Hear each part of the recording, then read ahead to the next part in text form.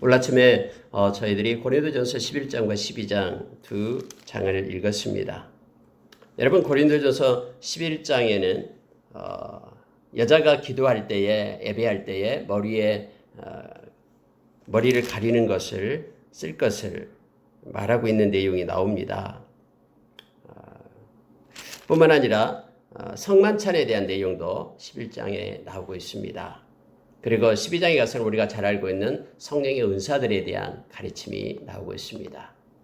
그때 당시 고린도 교회에 이와 같은 것들이 문제가 됐기 때문에 지금 가르치고 있는 것입니다.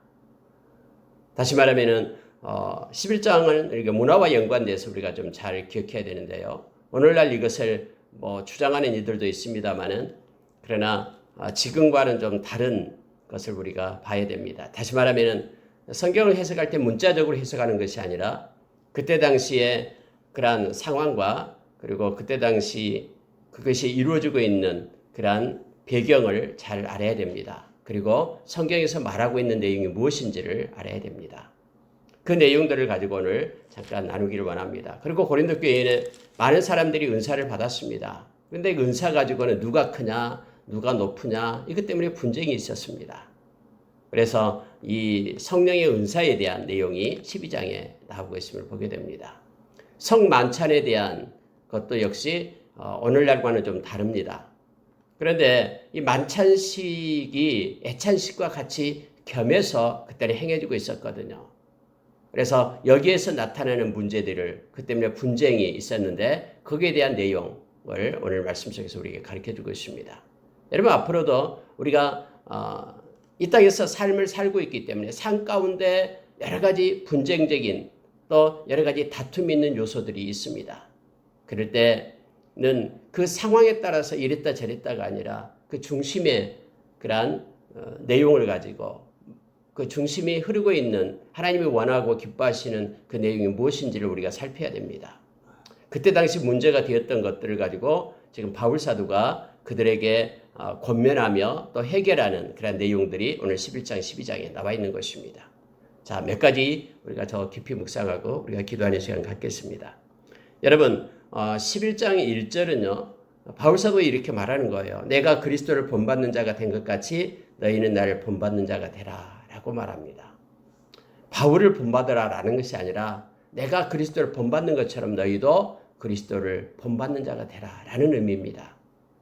그래서 오늘날 신앙의 멘토가 있고 한국 기독교의 멘토가 실종되었느니 또 신실한 사람들이 다 또 이 땅을 떠나게 될 때 이제는 멘토로 삼을 만한 사람들이 없다 이런 말들만 많이 합니다. 그런데 여러분, 궁극적으로 저와 여러분은 사람을 보고 사람을 따라가는 자가 아니라 우리 주님을 닮아가고 주님을 따라가는 사람들입니다. 그래서 크리스천인 거예요. 크리스천이라는 뜻은 그리스도인, 즉 예수님과 연관된 사람들, 예수님의 제자들이라는 뜻이죠. 그래서 우리가 사람을 볼 때는 한정없이 우리는 불평과 또한 연약함을 볼 수밖에 없습니다. 여러분, 성경이 그거에 대해서 대답해줘요. 성경에서도요, 우리는 온전히 하나님만을 바라보게끔 성경이 그렇게 인도해요. 아무리 사람이 아브라함이든 다윗이든 그 사람이 그들이 하나님을 잘 섬겼다 하지만 그들의 삶과 생활 속에 들어가 보면은요, 부족한 것밖에 없어요. 다 넘어지고 다 죄 가운데 있었음을 우리는 너무나 잘 압니다. 그래서 이 모든 것들은 인간이 행하는 모든 것들의 연약함을 성경은 기록하고요. 모두가 다 하나님만을 바라보도록 하나님만이 높임을 받도록 그렇게 성경은 구조적으로 쓰여져 있음을 우리는 압니다. 그래서 우리가 바울이 내가 그리스도를 본받는 것처럼 너희들은 나를 본받으라 이 말은 내가 그리스도를 본받는 것처럼 너희도 그리스도를 본받는 자가 되라 라는 의미라는 것을 우리가 기억하고요. 이 땅에서 막 매스컴에서 어떤 목사님 또 어떤 장로님 하면서 막 그렇게 지적하고 그들의 그런 허물을 말한다 할지라도요. 여러분, 그 범위를 뛰어넘어서 막 흥분하고 그렇게 화내지 말고요. 인간의 연약함을 기억하며 우리는 온전히 하나님만을 바라봐야 된다. 예수 그리스도를 따르는 제자라는 것을 다시 한번 기억하기를 원합니다.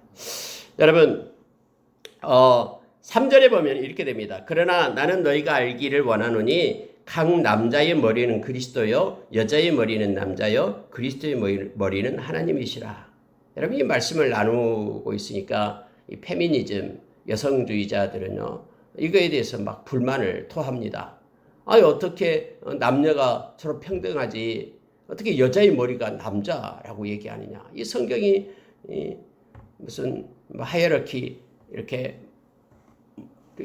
권위가 있고 순서가 있고 열등과 우등이 있고 뭐 이러냐 하면서 막 이거에 대해서 막 반대하는 이들이 있습니다. 제가 실제 성경 공부를 옛날에 교훈대학교에서 했을 때도 역시 어떤 여선생이 이거 가지고 막 그렇게 말을 한 것을 봤습니다. 근데 여러분 여기서 우리가 조심해야 될 것이 있습니다. 이 머리라라는 단어가요. 이렇게 어떤 지배나 어떤 우위를 뜻하는 내용이 아니에요. 여기서 머리다라는 것은 출처를 얘기하고 있는 것입니다. 소스를 얘기하고 있는 거예요. 그러니까 성경은 질서대로 행하는 거잖아요. 어디에서 나왔다라는 거예요. 그러니까 출처를 말하고 있다라고 여기야지만이 성경이 맞습니다. 왜냐하면 우리가 12절에 보면 이렇게 되어 있어요. 이는 여자가 남자에게서 난 것 같이 낫다라는 표현을 쓰죠. 남자도 여자로 말미암아 낫습니다. 만약에 여러분 위에서 3절에서 이렇게 여자의 머리는 남자다. 그래서 여자는 남자 밑에 있다. 이런 우위를 얘기하고 있다면은 밑에서 나오는 12절이 해석이 안 되는 거예요. 그래서 이 머리다라는 것은요. 이런 얘기입니다. 바로 출처, 소스를 얘기하고 어디서 나왔냐라는 질서를 말하고 있는 것으로 우리가 이걸 이해를 해야 됩니다.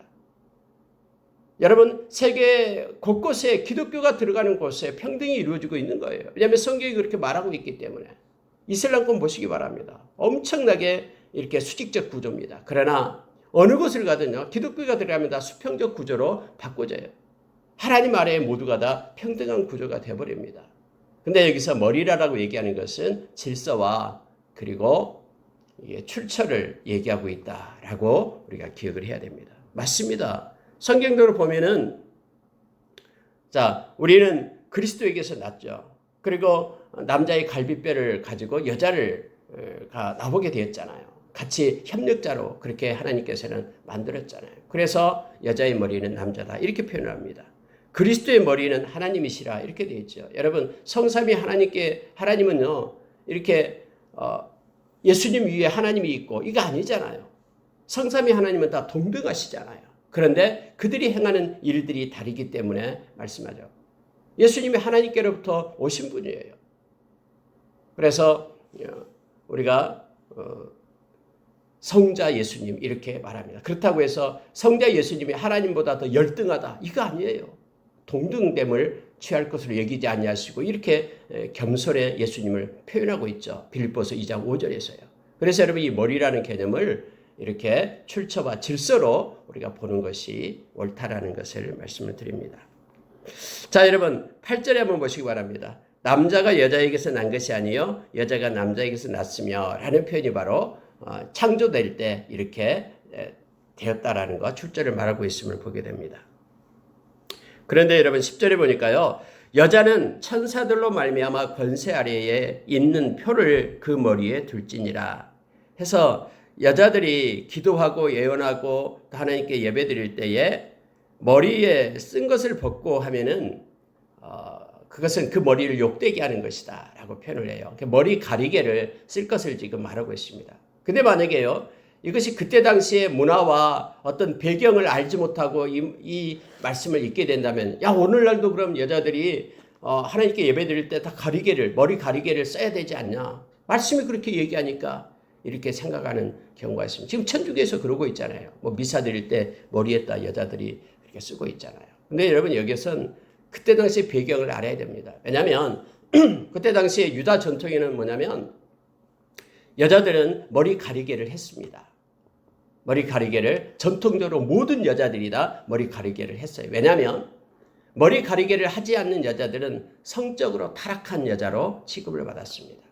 누구에게나 다 자유로운 여자. 그래서 성적으로 예를 들어 뭐 창녀와 같은 이들은 머리 가리개를 하지 않고 그렇게 생활을 했습니다. 그래서 문화적인 배경이 예수 믿는 사람들은 왜 자유하기 때문에 이제는 머리 가리개도 필요 없고 하면서 이걸 버리는 그러한 추세가 이 고린도 교회에서 막 일어나게 됐어요. 우리는 예수 안에서 자유로운데 이 문화 지금 흐르고 있는 이 문화에 우리가 순종할 필요가 뭐 있냐 하면서 이 문화를 배격하는 이들, 그러면 안 된다, 머리 가리기를 써야 된다 하면서 이 다툼이 지금 고린도 교회에 있었다라는 거예요. 그런데 바울 사도가 지금 말하는 것은 뭐냐면요, 이겁니다. 자, 13절 보시기 바랍니다. 너희는 스스로 판단하라. 여자가 머리를 가리지 않고 하나님께 기도하는 것이 마땅하냐? 만일 남자에게 긴 머리가 있으면 자기에게 부끄러움이 되는 것을 본성이 너희에게 가르치지 아니하느냐 하면서 지금 바울 사도가 말하고 있는 거예요. 성경에서 이렇게 해라 저렇게 해라는 내용이 없죠. 산 가운데 지금 나타나는 현상을 가지고 바울 사도가 권면하고 있는 내용이 11장이기 때문에 그렇습니다. 무슨 얘기냐면요, 그때 당시에 그러한 문화적으로 이 가리개를 없는 것은 천박하고 그러한 창녀와 같은 그러한 것을 상징하고 있는 것이기 때문에 내가 예수 안에서 자유를 누렸다고 해서 그러한 모든 사회적인 통념을 다 깨버리고 그렇게 생활하지 말라라는 것을 지금 얘기하고 있는 것이에요. 예를 들어서 오늘날 술하고 담배와 같은 것과 비슷합니다. 술을 먹는 거, 술을 먹으면은 구원받지 못한다 이런 내용이 없잖아요. 그럼에도 불구하고 오늘날 기독교적인 문화 속에서는 술을 먹는 것이, 물론 성경에 술 취하지 말라, 술 취한 자는 하나님 날이 합당하지 못하다라고 들어갈 수가 없다라고 성경에 곳곳에서 기록을 합니다. 잠언에서도 나오고요. 또 담배에 대해서 언급이 없죠. 그러나 담배가 성전이 우리의 몸을 갖다 더럽게 하는 것은 맞죠. 나쁜 것이기 때문에. 만약에 예수 믿는 사람들이 세상의 통념상 나쁜 것을 행하면서 막 그것으로부터 자유하다라고 막 주장한다 그러면 이것은 좀 문제가 되겠죠. 여러분, 우리가 어떤 사람은 예수 믿으면 도덕적인 그 개념을 뛰어넘는다고 생각하고 모든 도덕을 갖다 해파시키는, 그래서 자기 마음대로 생활하는 이들이 있어요. 그때 당시도 그랬고요. 지금도 마찬가지예요. 지금도 그때 당시 그래서 음란이 그래서 교회에 그때 들어온 거예요.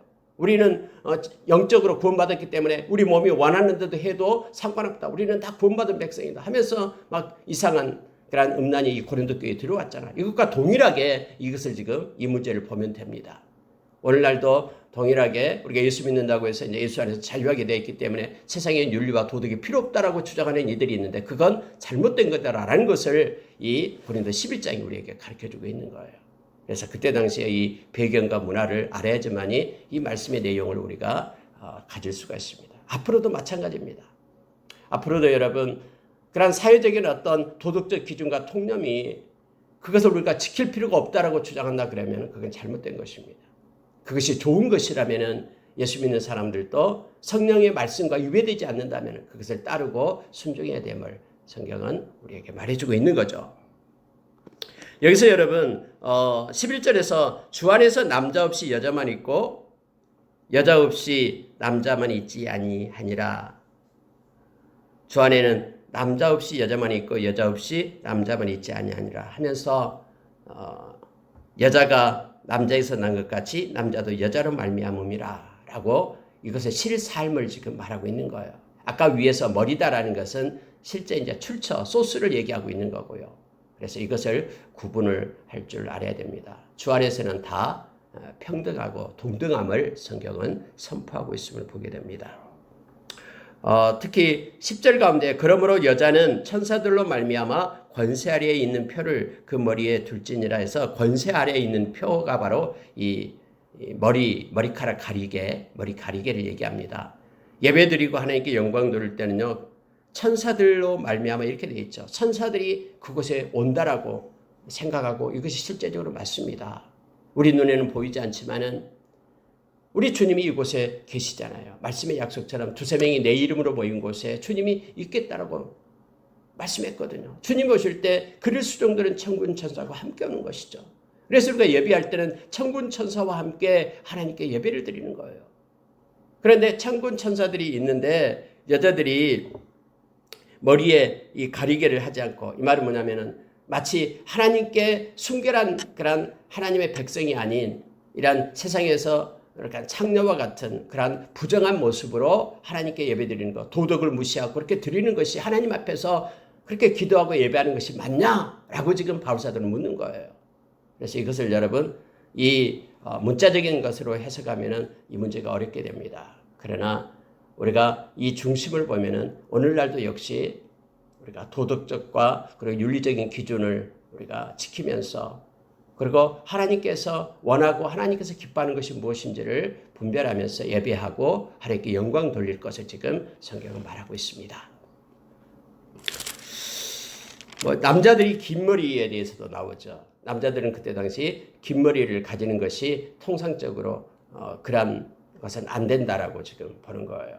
여자들이 머리에 가리개를 쓰지 않는 것도 통상적으로 윤리적으로 맞지 않다라고 말하는 것처럼 이 두 가지도 동일합니다. 남자들 긴 머리는 오늘날도 여러분 오늘날은 많이 이제 이렇게 문화적으로 희석이 됐습니다만 오늘날도 역시 남자들은 짧은 머리를 하죠.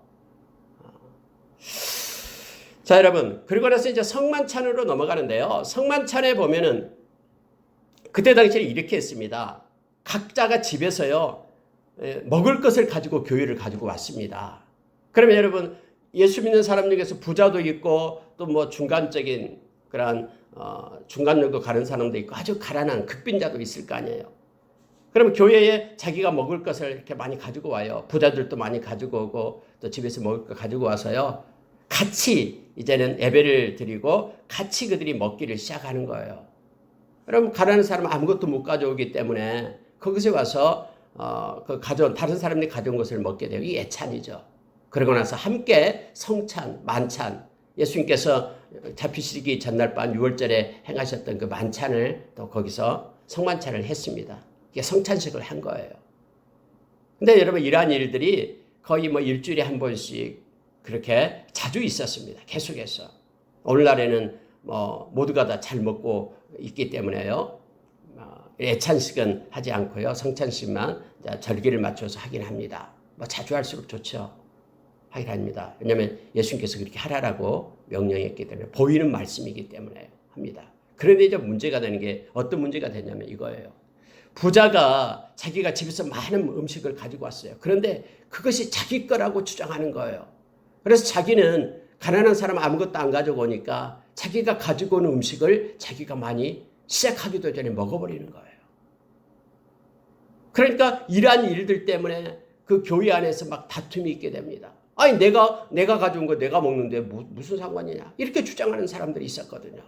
그럼 가난한 사람들은 먹을 것이 없는 거예요. 자기가 아무것도 가져오지 않기 때문에 교회에서 뭔가를 먹으려면 막 미안하고 그런 상태의 갈등이 지금 고린도 교회에 있었다라는 거예요. 애찬식이 바로 있었습니다. 그리고 이제 성찬에 대한 얘기가 기록되어 있음을 보게 됩니다. 여러분 오늘날도요 이러한 일들이 동일하게 교회 안에서 일어나고 있어요. 야고보서 2장에 보면은 이렇게 아름다운 옷을 입은 사람과 또 헐벗은 사람이 남난 옷을 입은 사람이 교회에 들을 때에 너희는 서로 판단하지 마라. 서로 악한 생각으로 판단하지 마라 라고 얘기하고 있는 것이죠. 여러분 교회 안에서 서로 존중하며 서로 위해주고 그 사람도 예수님께서 핏값으로 산 소중한 존재라는 것을 기억하라고 말합니다. 그래서 예수님께서 우리에게 세 계명을 준 것이 바로 그거예요. 어떠한 상태이든 서로 사랑하면서 존중할 것을 말해주고 있습니다. 여러분 이러한 갈등이 고린도 교회에 있었고요. 그 내용에 대해서 지금 말하고 있는 것입니다. 자 여러분 20절 한번 보시기 바랍니다. 너희가 함께 모여서 주의 만찬을 먹을 수 없으니 이는 먹을 때에 각각 자기의 만찬을 먼저 갖다 먹음으로 어떤 사람은 시장하고 어떤 사람은 취함이라. 너희가 먹고 마실 집이 없느냐? 너희가 하나님의 교회를 업신여기고 빈궁한 자들을 부끄럽게 하느냐? 내가 너희에게 무슨 말을 하랴? 너희를 칭찬하랴? 이것으로 칭찬하지 않노라. 하나님의 교회를 업신여기고 빈궁한 자를 부끄럽게 하느냐? 여러분 이 내용이 바로 이런 내용입니다. 무슨 얘기냐면요. 자기 집에서 많이 가진 자는 많은 음식을 가지고 오고 적게 가진 자는 적게 가지고 그래서 잘 섞어서 공평하게 하나님께 기도하고 서로 사랑을 나누는 그런 만찬을 해야 되는데 많이 가져오는 자가 이게 되죠. 자기의 만찬을 먼저 갖다 먹음으로 이거예요. 자기의 만찬. 이것은 자기가 가져왔던 집에서 가져왔던 것을 내가 가져왔기 때문에 내가 가서 먼저 갖다 먹어버리는 거예요.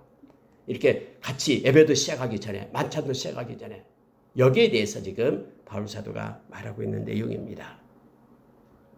그러면서 여러분, 교회 안에서는 서로가 공평하고 또 서로를 존중하고 서로를 사랑할 것을 말해주고 있는 내용이에요. 메시지가요. 그러면서 이제 성만찬에 대한 내용을 말합니다.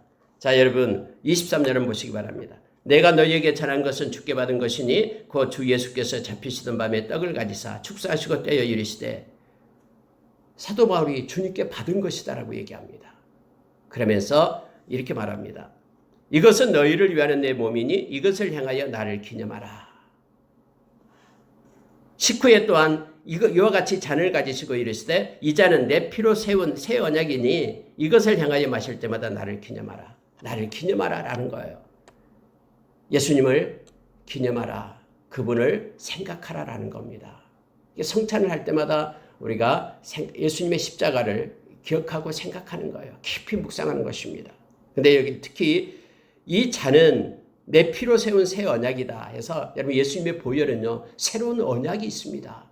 그러니까 예수님의 보혈은 그냥 보혈이 아니에요. 약속이 있는 보혈이에요.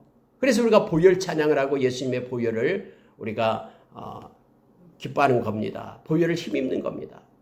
그래서 보혈은요, 예수님의 십자가의 보혈은 약속이 있어요. 어떤 약속? 우리의 죄를 사해 주신다는 약속. 이 약속이 있어요. 이 보혈이 아니면은 우리가 죄사함을 받을 수 없어요. 베드로전서 1장 2절에 우리를 하나님께서 택한 이유가 예수님의 보혈을 뿌려주기 위해서, 그래서 우리에게 죄를 사해 주기 위해서 우리를 택했다고 말하는 거예요. 그래서 여러분 성만찬을 할 때마다요, 예수님의 보혈을 우리가 기억하면서 하나님의 약속을 우리가 기억해야 됩니다. 우리는 그대로 그 약속을 받는 사람이에요. 만약에 약속이 우리 가운데 없다면요, 예수님의 보혈은 의미가 없는 거예요. 십자가에서 예수님이 나를 위하여 보혈을 흘려주셨고 나의 죄값을 예수님이 지불했다라는 사실을 내가 인정하지 않는다면 성만찬은 의미가 없어요. 예수님의 보혈은요, 바로 언약의 피이기 때문에, 약속이 있는 피이기 때문에 그렇습니다. 그러면서 여러분, 자 26절이 중요합니다. 너희가 이 떡을 먹으며 이 잔을 마실 때마다 주의 죽으심을 그가 오실 때까지 전하는 것이니라. 이건 성찬식에 참여하는 모든 사람에게 주어지는 의무예요. 성찬식에 참여하는 모든 사람은요, 주의 죽으심을, 이거 뭐예요? 십자가입니다. 예수님의 십자가의 그 죽으심을 그가 오실 때까지, 예수님이 강림하실 때까지 전하는 것이니라 라는 거예요. 내가 십자가를 인정하고 십자가가 우리에게 생명을 주고 우리의 죄의 사함을 받고 그러므로 인하여 우리가 하나님 앞에 구원 얻는 백성이 되었다라는 사실을 전하는 통로가 된다라는 거예요. 성찬식에 참여하는 이들은 반드시 십자가를 가져야 되고요. 그리고 십자가의 통로가 되어야 된다라는 것을 지금 말하고 있습니다. 언제까지? 주님 오실 때까지. 주님이 강림하실 때까지 이 일은 계속돼야 됩니다. 그래서 성찬식은 절대로 없어지지 않습니다. 주님 오실 때까지. 왜냐하면 주님이 그렇게 명령했기 때문에요. 이것을 하면서 주님의 십자가의 보혈과 주님이 찢기신 살을 기념하면서 우리가 십자가의 사람으로, 십자가의 용사로 세워짐을 받게 됨을 알게 됩니다. 여러분 27절에 보니까요. 그러므로 누구든지 주의 떡이나 잔을 합당하지 않게 먹고 마시는 자는 주의 몸과 피에 대하여 죄를 짓는 것이니라. 이렇게 말하죠. 이 합당하게 먹고 마시고 할 때예요. 이 합당하다라는 것을, 만약에 문맥을 떠난다 그러면은 우리가 뭐 나쁜 짓 하고 죄를 짓고 막 이렇게 생각하는 경우가 있습니다만, 근데 여기서 여러분 합당하게 먹고 마신다라는 것은요, 위에서 말한 애찬식과 같이 연관이 됩니다. 무슨 얘기냐면요, 내가 많이 가졌다고 해서 나의 권리가 많다라고 주장하면 안 된다라는 거예요. 교회 안에서 많이 가져왔든 적게 가져왔든 서로 공평하게 서로를 존중하며 나누고 먹고 하는 것이 합당한, 주님 앞에 합당한 것이다라고 지금 말하는 거예요. 그래서 이 문맥상에서 이 합당하게 먹고 마신다라는 것은요, 주 안에서 서로 사랑하며 존중할 것을 말하고 있는 것입니다. 우리는 주 안에서 형제자매를 사랑하는 것이 예수님께서 우리에게 주신 새 계명입니다. 이 계명을 따라 살아가는 사람들임을 우리가 기억하기를 원합니다. 자, 33절에 보시기 바랍니다. 그런즉 내 형제들아, 먹으러 모일 때에 서로 기다리라. 다 올 때까지 서로 기다리라라는 거예요. 자기가 먼저 음식 가져왔다고 해서 그거 먼저 먹지 말고, 가난한 사람 아무것도 가져오지 않았다고 그런 배 굶게 하지 말고 해서, 이것이 성만찬과 이 애찬식이 같이 연결되어 있음을 성경은 우리에게 말해주고 있습니다. 여러분 12장에 가면은요, 신령한 것에 대해서 너희가 알지 못하기를 원하지 아니하노니 하면서 이제 은사에 대한, 성령의 은사에 대한 내용이 나옵니다. 자, 3절 보십시오. 그러므로 내가 너희에게 알리노니 하나님의 영으로 말하는 자는 누구든지 예수를 저주할 자라 하지 아니하고 또 성령으로 아니하고는 누구든지 예수를 주시라 할 수 없느니라. 그래서 여러분, 우리가 예수님을 주님이라고 부르는 자, 예수님을 정말 나의 주인으로 인정하는 자, 마음속에 이 사람은 다 성령이 있습니다. 성령이 없다면요, 예수님을 주님이라고 부를 수가 없어요. 그러니까 우리가 예수 그리스도를 영접하고 예수님을 나의 구주로 영접하고 진심으로 영접했다 그러면은 우리가 영접하는 그 순간 우리 가운데는 성령님께서 임재합니다. 그래서 우리가 예수님을 주님이라고 부르면서 기도하죠. 인정하는 거예요. 성령이 있다라는 증거입니다. 우리가 이미 고린도전서 3장 16절에서 말하죠. 기록된 것을 우리가 이미 봤습니다. 성령이 너희 안에 계시는 것을 알지 못하느냐. 너희가 하나님의 성전인 것을 왜 알지 못하느냐라고 말하죠. 성령님이 우리 안에 계시는 때요, 우리가 진심으로 영접했다면요. 근데 우리는 때로는 느끼지 못하는 경우가 있다라는 거예요. 그래서 왜 알지 못하느냐라고 말하는 거예요.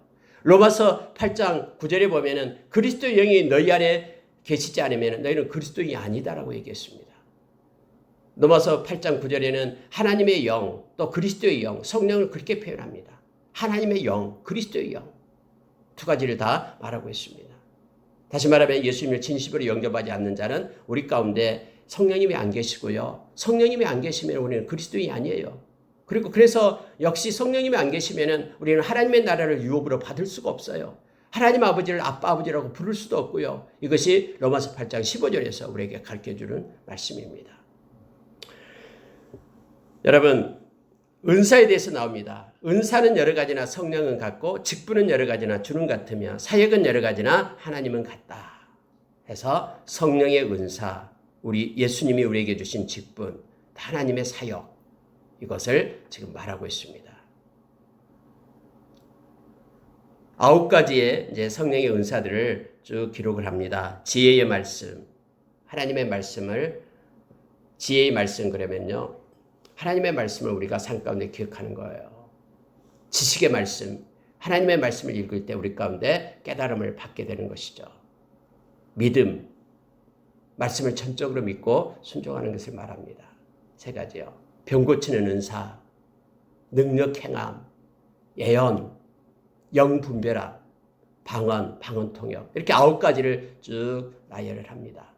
근데 여러분요, 이 모든 것들을 말할 때 11절에 이렇게 말합니다. 이 모든 일은 같은 한 성령이 행하사 그의 뜻대로 각 사람에게 나누어 주시는 것이니라. 그의 뜻대로예요. 그러니까 성령님의 뜻대로 각 사람에게 나누어 준 거예요. 이건 어떤 은사는 더 높고 어떤 은사는 낮고 우열이 있는 게 아닙니다. 성령님께서 필요에 따라서 우리에게 공급해 주는 거예요. 그래서 이것은 은사는 헬라어로 카리스마입니다. 카리스마는 선물이에요. 하나님이 주시면. 내 것이 아니기 때문에 자랑할 것이 없어요. 또 여러분 성경에 보면은 이 모든 것들은 그렇게 우리에게 준 이유가 있죠. 교회를 세우고 성도를 섬기며 복음을 증거하는 데 써라라고 이 은사들을 주는 것입니다. 만약에 여러분 이 은사를요, 성령께서 주신 은사를 자기 자신의 유익을 위하여 활용한다 그러면은 안 됩니다. 은사는 자기의 유익을 위하여 사용하면은 안 돼요. 이것은요, 교회를 위해서, 몸된 교회를 위한 구성원들은 성령이 그의 삶에서 일하고 있다는 증거가 바로 은사인데요. 각종 그러한 종류의 은사들, 각 사람에게 그렇게 주신 것입니다. 그래서 교회 공동체의 구성원들을 올바로 세우기 위해서 그렇다라고 베드로전서 4장 10절에서 11절을 우리에게 말해줍니다. 이것이 성령께서 각 사람에게 주신 은사의 목적입니다. 그래서 이 은사를 가지고 자기 유익을 위하여 사용해서는 안 된다라고 성경은 우리에게 말합니다. 오히려 그 은사 때문에 만약에 하나님의 영광을 위하여 사용하지 않고 자기의 유익을 위하여 사용하게 되면 그것 때문에 그가 올무에 걸리게 될 겁니다. 여러분, 성경은 이 은사에 대해서 말할 때에 우리가 잘 아는 에베소서 4장 그리고 로마서 12장에서도 같이 말하고 있죠. 근데요, 하나님이 주신 이 재능, 이 탤런트, 재능하고 은사를 성경은 구분하고 있지 않아요. 막 뚜렷하게 이건 성령님이 주신 것이고 이건 태어남부터 받은 것이고 이거에 대해서 이 은사에 대해서 구분이 명확하지 않습니다. 바울 사도도 그렇게 역시 말하고 있는 거예요. 우리가 여러분 이미 로마서 12장에서도 역시 읽었습니다만은 뭐 섬기는 것, 또 다스리는 것, 가르치는 것 이렇게 말하죠. 뭐 가르치는 것이 도대체 뭐냐라고 말해 들면서 그게 대해 정확한 내용이 없어요. 하나님께서 그러한 재능을 주셔서 가르치는 것 이것도 은사다라고 지금 말하고 있는 거예요.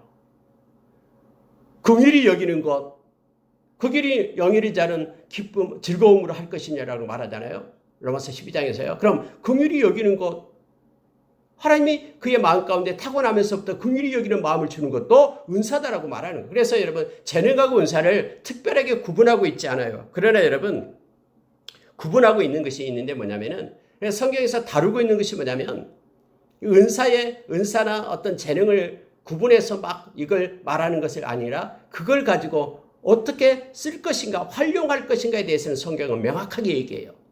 하나님의 영광을 위하여 교회를 세우는데 성도들을 섬기는데 그걸 사용할 것을 말하고 있습니다. 그래서 우리가 하나님께서 받은 걸 가지고요. 나의 유익을 위하여 사는 자가 아니라 하나님의 영광을 위하여 교회를 세우기 위하여 그리고 성도들을 섬기기 위하여 복음을 증가하기 위하여 그것을 사용할 것을 활용하는 측면에서는 성경은 뚜렷하게 구분해서 말해주고 있다는 것을 기억하기를 원합니다. 여러분 18절에 한번 보시기 바랍니다. 이제 교회에 대한 내용으로 나갑니다. 교회에서 그들이 너무나 불안하니까 교회는 몸과 지체가 있다. 이거에 대해서 바울 사도가 자세하게 설명을 해요. 그래서 한몸 의식이 있어야 되고 지체 의식이 있어야 된다는 것을 다시 말하는 거예요.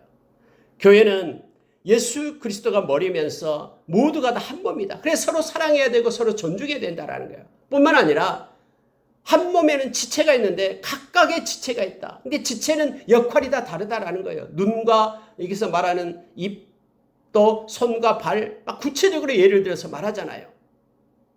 그렇기 때문에 눈이 손더러 뭐라고 판단해서는 안 되고요. 서로 기능이 다르기 때문에 서로 존중하고 다 수평적 구조에 있다라는 것을 지금 명확하게 하고 있는 거예요. 교회는 여러분 수평적 구조에 있어요. 말씀 맡은 자는 말씀 맡은 자로, 또 교회에서 가르치는 자는 가르치는 자로, 섬기는 자는 섬기는 자로 다 동일한 하나님 앞에 다음에 결산해야 되고 하나님 앞에 서야 될 거예요. 무슨 가르치는 자는 더 위에 있고 또 말씀 맡은 자는 더 위에 있고 그게 아니에요. 교회는 질서상 그렇게 은사로 세웠을 뿐이지 다 수평적 구조에 있다라는 거. 한 몸이고 한 지체다라는 것을 이걸 우리가 교육을 해야 되고 그래서 서로 존중해야 되는 것이 교회임을 지금 가르치고 있는 내용입니다. 근데 여러분 여기서요 한 가지를 조심해야 되는데 여러분 15절 한번 보십시오.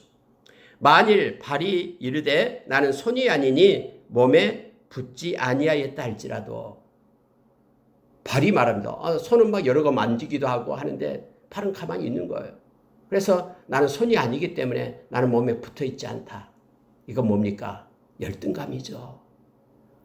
저 사람은 저렇게 막 열심히 하고 잘하고 하니까 저 사람은 정말로 교회에 필요한 사람이고 나는 필요한 사람이 아닌가 봐.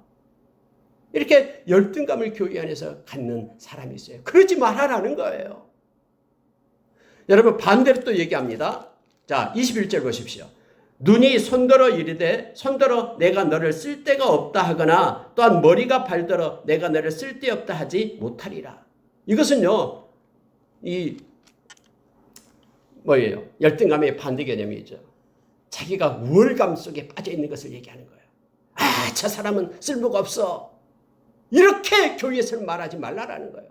앞에서는 여러분 나는 왜 이렇게 나는 초라하고 못났을까? 라는 열등의식을 가지고 나는 손도 아니고 팔인데 하면서 나는 왜 그럴까? 이런 열등의식 갖지 말고 또 저 사람은 쓸모없어라고 말하는 그러한 우월감 갖지 말라라고 지금 성경이 말해요. 다 동등하고 하나님 앞에 존중한 자다라는 것을 성경이 지금 그걸 가르치고 있는 거예요.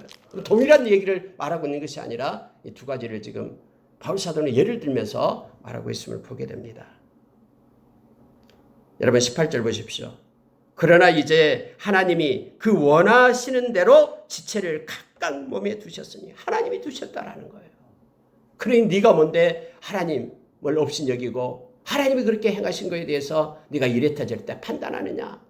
여러분 이 내용이 바로 로마서 14장에서 나오고 있는 말이에요. 하나님의 백성을 없인 여긴 너는 하나님의 심판대 앞에 서게 될 것이다 라는 것이 로마서 14장 10절의 말씀이죠. 네가 누구간데 주인한테 그렇게 말하느냐. 주인이 그의 종을 책임진다 하면서 오늘도 이 말씀 속에서 우리에게 나타낸 것과 동일합니다.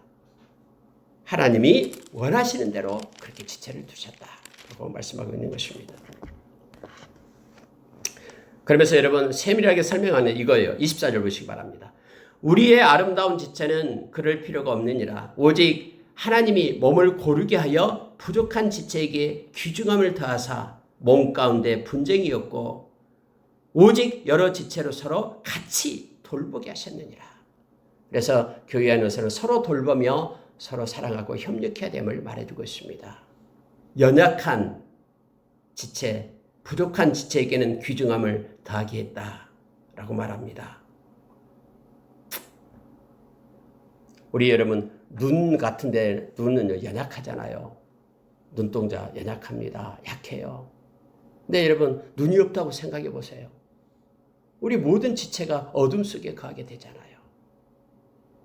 그러니까 모든 것이 하나님이 필요해서 그렇게 지체를 그렇게 만들었다. 그래서 부족하고 연약하다고 해서 그것 때문에 열등감 갖지 말고 뭐 힘이 있고 막 어디가 마음대로 기동할 수 있다고 해서 그것 때문에 우월감 갖지 말고 다 하나님이 주신 것이기 때문에 감사함으로 서로 협력해라 라는 것이 지금 오늘 말씀의 메시지입니다.